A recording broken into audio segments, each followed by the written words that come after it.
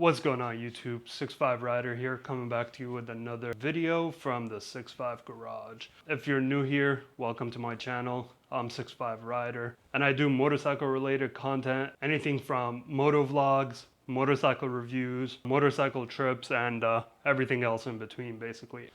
I have a 2020 Harley-Davidson Road Glide Special, and I also have a 2022 Indian FTR Rally. Anyway, in today's video, I want to talk about the top 3 things that every tall rider should have on their bagger for comfort.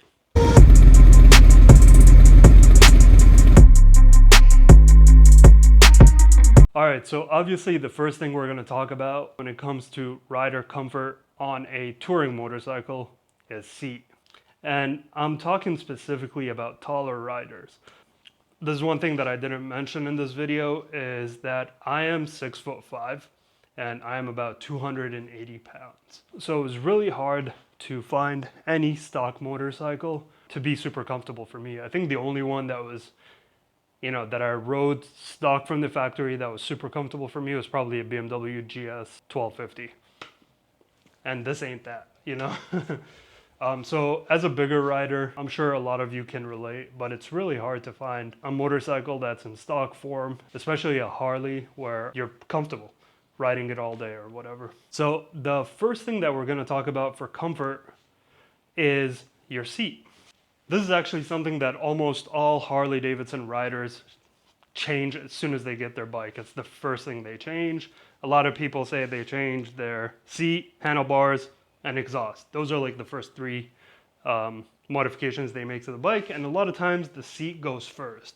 It's because when you change handlebars, it's a much bigger job than changing a seat, you know what I mean? So a lot of people get a seat first, figure out what their seating position looks like, and then based on that they would go ahead and change bars.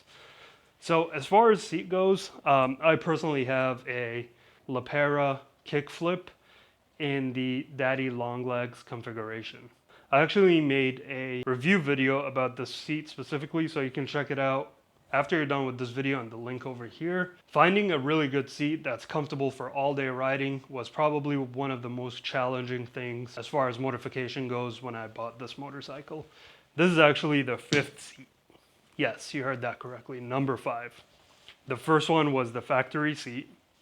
The second one was a Corbin Widowmaker that actually came with the bike when I bought it. The third one was the Bad Boy Cycle Freedom Series seat, which was an okay seat, wasn't too bad. The fourth one was a Pera Outcast, also in the Daddy Long Leg configuration, and then I finally landed on this seat. For a taller person, the Daddy Long Leg configuration gives you an additional 2 inches compared to factory, where it's pushed back 2 inches, and it's raised up about 1 inch compared to factory. So that way you don't really feel like you're sitting on top of the bike rather than in the bike. However, it does give you that little bit of extra room to kind of sit a little bit higher. And as far as how pushed back it goes, it's perfect. So let me go ahead and show you what I look like when I sit on the bike. Again, 6'5", 280 pounds, you guys. So this is my regular riding position. This is how I look. With the factory seat, I was probably here. This is where I was, you know what I mean? And it was just super uncomfortable. So the seat has a total length of about 17 inches from here to here. And it has about a 11-inch width from side to side. Now, here's one thing that might be an issue to some people is the width. If you're a little bit of a bigger person, obviously you feel like you want a wider seat. So this is a good option. This is a Pera Outcast, and this one sits 14 inches. Although some parts of my butt kind of stick out when I'm sitting on the seat, I still prefer this one because of the lumbar support. The second most important thing for rider comfort when you're a bigger guy or a taller guy or whatever is an appropriate handlebar setup. Now this is a 2020 Harley-Davidson Road Glide, and if you know anything about the Road Glide lineup, you'll know that before the year 23.5 on the CVOs at least, the factory handlebars were super uncomfortable. A lot of people would refer to them as the wheelbarrow handlebars, and that's because when you sit down, the handlebars were down here, and you hold them like this. So can you imagine like sitting and riding the entire day like this, as compared to like this? So that's one thing that you have to really, really pay attention to, is handlebar height and the type of handlebar that you're putting. Now I know a lot of people put apes on these bikes just because, you know, that was the famous style, I don't know, maybe a little over 5 or 6, maybe 7 years ago, where you're sitting like this, kind of, you know, like apes and whatnot. And for some people that's comfortable. However, what I found to be the most comfortable setup for a handlebar setup is having a set of risers and bars to equal out that kind of like T-bar setup, if you will. So on my bike specifically, I have the Thrashin supply setup on the bike, and that basically is the riser and the handlebars. This setup specifically I made a video about, and you can find it right over here. So I won't really go too much in depth with it, but you'll see I have a 1-inch riser extender plus a 9.5-inch riser plus 5-inch bar, which is the high bend bar. And that gives me a total rise of 16 inches. So I'm gonna go ahead and sit on the bike just to show you guys what it looks like when I'm sitting on it. I could certainly go higher as far as bars go, but I think the only other T-bar setup that's a little bit taller than this one would be like going with a Kraus maybe, or an SBC. I'll give you an additional maybe inch or two or something like that, where you'd be kind of here, which for me that would probably work a little bit better. However, I don't mind it. I remember before I put the additional 1-inch extension over there, it was a little too low. However, with that additional 1-inch riser extension, I mean, it's pretty good now. One thing you want to make sure of when you get your handlebars is to not get handlebars that are sitting up here, right? You want to be kind of level with your shoulders. You'll see I'm a little bit under my shoulders here, and that is fine. However, when you go a little bit higher, you'll see like where, you know, your heart is down here and the blood flow, you start getting a lot of numbness in your hand. And this is just speaking from experience. A lot of people might have a different opinion about that. So having a comfortable handlebar setup is paramount to the comfort and how long you can ride your bike. The final thing that I want to talk about when it comes to rider comfort as a bigger rider or a taller rider is your highway pegs. Now, I want to show you guys a product that I think is one of my favorite upgrades that I've done on this bike. So it's this guy right here.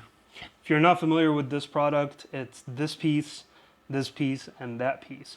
This is the Zero 3D frame mounted highway pegs. If you've been around bikes for a long time or know a lot about bikes, you'll see that a lot of people have their highway pegs pretty much almost always attached to their crash bar. And usually it's that kind of rounded crash bar. However, with this style of crash bar, it's really hard to find a highway peg that kind of attaches to this and be comfortable at the same time and look good. And so Zero 3D really solved that issue by creating this frame mounted highway pegs. Basically what it is you replace the front side of your floorboard mount with the piece that they give you, and then you just stick this other piece to it, and then this piece is where your pegs go. And as you can tell, I didn't end up buying new pegs for it, so I just used my factory pegs. These were the pegs that were back here, so I just reused them and put them here instead. So now whenever I'm riding, I have a lot of different positions to kind of change my seating. Especially on longer rides, you know, that is one of the most important things that will allow you to go and ride a little bit further, is being able to have different positions while you sit. And I'll demonstrate here in a little bit of what I'm talking about. Before I do that, I'll go ahead and mention that the Zero 3D has actually two different sizes. Specifically in this portion over here, This one is the 5-inch. As you can see, it's a little bit long. And they also have a 3-inch piece, which ends right about here. And so instead of having your foot all the way out there, it'll be down here. But again, being a bigger person, I had to choose what's right for me. Here's all the different positions that I can sit on the bike. I have my standard position. This is how I ride usually. You know, just like this and shifting and whatnot. The second position is using the frame-mounted highway pegs up there. And I'll come back to a couple other positions you can do with those. I can put my leg on the crash bar up here. I can rest it over there. I can put it here, you know, where not my entire foot's on the floorboard. And finally, one of my favorite positions when I'm riding is this guy. Kind of reminds me of a naked upright motorcycle where your feet are directly below you and are kind of aligned with your hips. So here's what I wanted to show you with the Zero 3D frame-mounted highway pegs. I can put my legs out there, like completely on the highway peg. I can put it like this. I can put it like this. I can put it like, you know, this if I want to. There's so many different positions that you can put your foot on. And these kind of swivel. This piece right here kind of swivels this way or that way. So you have so many different adjustments that you can do with it. So just those 3 simple upgrades that I've done to the bike, well, I say simple. Handlebar was a 5 out of 10 job. It wasn't that simple, but anyway. Yeah, handlebar was costly, seat was costly. Those weren't too expensive.